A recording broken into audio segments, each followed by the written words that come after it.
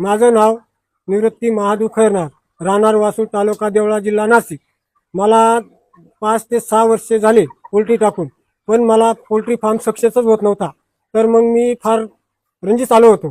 तर मग माझी बॅच फेलच जात होती, पक्षी ड्रॉपिंग बी करत होता आणि परत मला FCR बी बसत नव्हता माझा.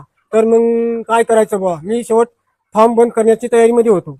तर मला एका जणांनी सांगितलं की बा वॉटर कंडेन्सर ॲटोफ्ल्यू मशीन हे बसवा, तर तुमच्या पोल्ट्रीला 100% रिझल्ट मिळेल.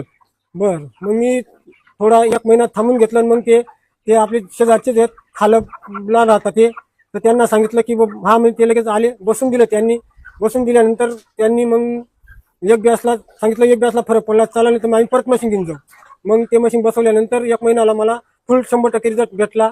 तर मग मी मशीन घेऊन घेतलं, 100% घेऊन घेतलं.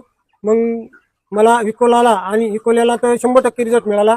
आणि परत मग माझे पहिले फीडची 185चा FCR लागत होता.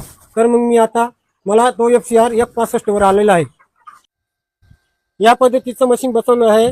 तर त्याला एकच आहे की दिवसातून सर्क्युलेशन 4 ते 5 वेळा सर्क्युलेशन करावं लागतं. त्याच्यामुळे आपल्याला 100% रिझल्ट भेटू शकतो आणि मी त्याच्याबद्दल समाधानी आहे.